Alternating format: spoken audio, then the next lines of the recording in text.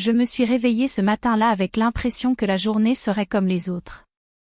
L'odeur du café frais et du pain chaud envahissait la cuisine alors que je m'efforçais de préparer un petit déjeuner qui sait, plairait enfin à mon mari. Je savais qu'il méprisait mes tentatives culinaires, mais j'ai insisté sur le fait qu'après tout, personne ne réussit toujours. Je pensais qu'au moins ce matin-là nous pourrions partager un moment de paix.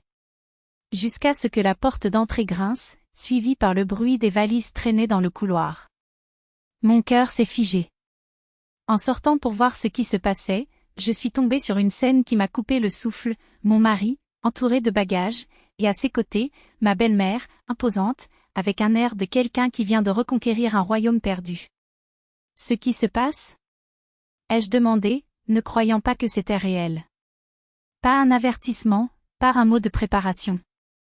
Il a simplement laissé tomber les sacs par terre et m'a dit avec une froideur qui m'a coupé comme une lame, « Maman va vivre avec nous.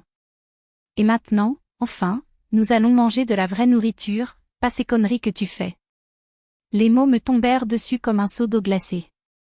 Sans se presser, elle ôta son manteau et le suspendit, tandis que ses yeux parcouraient tous les coins de la maison avec un dédain voilé.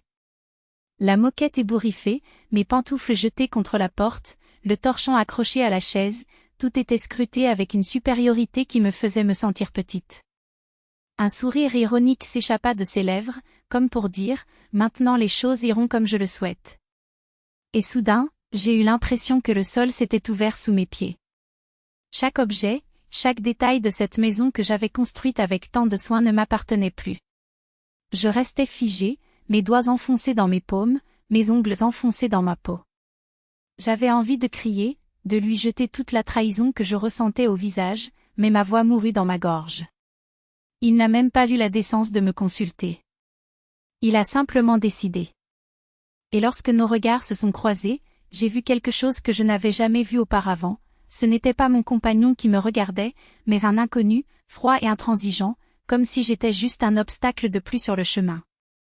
Elle, comme pour vouloir enflammer encore plus la blessure, passa son bras autour de ses épaules et dit avec une douceur venimeuse, « Très bien, mon fils. Maintenant, il y aura de l'ordre dans cette maison. » À ce moment-là, j'ai compris, ma vie ne serait plus jamais la même. L'endroit qui était mon refuge s'était transformé en champ de bataille, et l'homme en qui j'avais le plus confiance se trouvait de l'autre côté. Assis dans la cuisine avec une tasse de thé qui me réchauffait les mains, alors qu'à l'intérieur je bouillonnais, il mangeait en silence, comme si de rien n'était.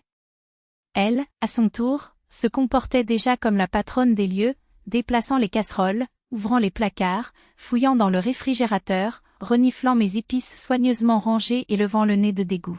« Mon Dieu, c'est comme ça que tu conserves les choses ? Pas étonnant que ta nourriture n'ait aucun goût, dit-il sans même me regarder. » Et lui, mon mari, au lieu de s'indigner, a ri. « Tu vois, maman ? Je n'avais pas tort. Avec toi ici, on mangera correctement. » Ces mots lui faisaient plus mal que n'importe quelle critique de sa part.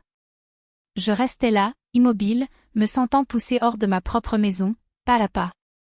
Elle ramassa le pot de mon bouillon, souleva le couvercle et fit la grimace. « Qu'est-ce que c'est ? » demanda-t-il sarcastiquement.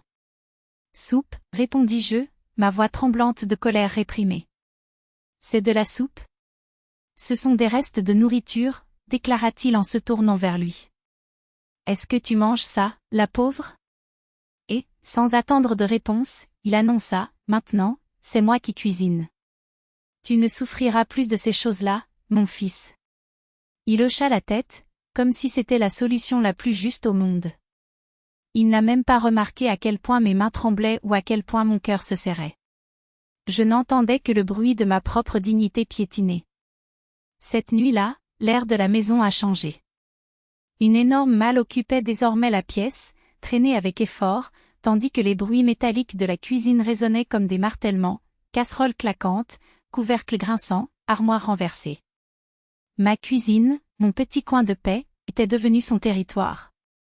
Elle s'est réveillée avant moi, a étalé les ingrédients sur la table, a réorganisé mes pots d'épicerie et d'épices, en commentant haut et fort que, une femme a besoin de savoir à quoi appartiennent les choses. Quand je suis entrée pour préparer le petit déjeuner, il ne m'a même pas regardé. Il m'a juste poussé du coude, prenant ma place au fourneau. Sortez d'ici. Vous ne savez pas cuisiner correctement. Un homme a besoin de vraie nourriture, pas de vos expériences, dit-il avec une certitude qui m'a écrasée.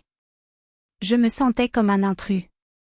Comme si on m'avait mis à la porte, alors que c'était moi qui choisissais les couleurs des murs, des meubles, jusqu'à ce poil où elle régnait désormais en maître. Et lui? Au lieu de me défendre, je l'ai quand même soutenu. Mère a raison. Maintenant il y aura de l'ordre et de la nourriture décente. Ne m'empoisonnez plus avec vos préparations, dit-il, comme si ces paroles n'étaient pas des couteaux plantés dans ma poitrine. Je me tenais à la porte de la cuisine, incrédule, alors qu'il disait cela devant moi, sans même réaliser à quel point cela me faisait mal. La nuit, c'était pire. Nous nous mîmes à table et elle lui servit un plat qu'il dévora avec un plaisir exagéré, comme s'il n'avait jamais rien goûté d'aussi bon. Chacun de ces mots était une gifle, voilà, c'est de la nourriture. Une vraie femme sait cuisiner comme ça. En moi, une tempête de colère et d'humiliation grandissait. Elle n'était plus la maîtresse de maison, elle n'était plus sa femme, elle n'était qu'une ombre tolérée dans un coin. Je les ai regardés et j'ai réalisé, si je ne faisais rien, cette maison ne m'appartiendrait plus pour toujours. Il avait choisi son camp et je me retrouvais seule, avec mes larmes, ma douleur et le sentiment que ma propre maison ne m'appartenait plus. Cette nuit-là, je n'ai pas pu dormir. Ces paroles résonnaient dans ma tête et une question persistait, est-ce que ce serait comme ça pour toujours?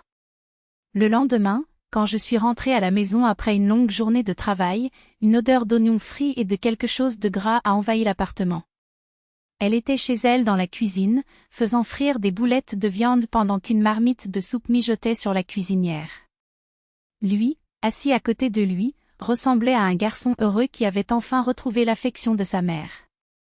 Je restais figée sur le pas de la porte, ne sachant pas quoi faire. Elle se tourna vers moi avec un sourire glacial, « Enfin, tu vas manger quelque chose de décent. Ta nourriture est impossible à avaler. » Ces mots furent comme un coup de poing dans le ventre. J'ai retenu mes larmes, mais à l'intérieur, tout me faisait mal. Et puis les petites guerres ont commencé, mes affaires dans la salle de bain ont été dérangées, ma tasse préférée a disparu, jetée parce qu'elle était cassée, disait-il. Lorsque j'ai ouvert le réfrigérateur, j'ai vu mes aliments pousser vers le bas, alors que les récipients qu'ils contenaient prenaient toute la place. Quand je me suis plaint, il a simplement haussé les épaules, la nourriture de maman est meilleure et elle sait comment organiser les choses. Si tu veux apprendre, tais-toi. Ces mots sont profonds. À ce moment-là, j'ai compris que j'étais transformée en invitée dans ma propre maison. La nuit, je me réfugiais sur le balcon, le seul endroit où je pouvais encore respirer sans sentir le poids des regards ni l'écho des rires venant de derrière le mur. C'étaient des rires qui coupaient plus que le silence, ils coupaient mon estime de soi, ma voix, mon existence. Tandis qu'ils commentaient mes défauts, comme s'il s'agissait de mauvaises blagues, je me demandais, combien de temps vais-je faire semblant de ne pas entendre? Combien de temps vais-je rétrécir pour m'adapter à l'espace qu'il me reste dans cette maison? La pression grandissait, et avec elle, une certitude glaciale, si je ne réagissais pas, je finirais par m'évanouir. Pas d'un seul coup, mais petit à petit, comme une photo qui s'estompe au soleil, jusqu'à ce que personne ne se souvienne de mon apparence d'avant. C'est une de ces nuits, en regardant le profil de mon mari endormi, que tout est devenu clair. J'essayais de reconnaître dans ce visage l'homme qui avait juré de m'aimer, qui avait promis d'être mon refuge. Mais là, entre les draps qui ne sentaient plus notre odeur, je n'ai vu qu'un inconnu. Un étranger qui avait choisi de me transformer en ombre. La question était, y a-t-il encore une place pour moi ici? Et la réponse, bien que douloureuse, sortit comme un cri étouffé, non. Pas tant que j'étais traitée comme une nuisance, pas tant que mon silence était pris pour de la soumission. La décision mûrissait en moi, implacable. Soit il se rendrait compte de ce que nous perdions contre qui nous perdions, soit je partirais. Parce que je mérite plus que d'être tolérée. Je mérite d'être choisie.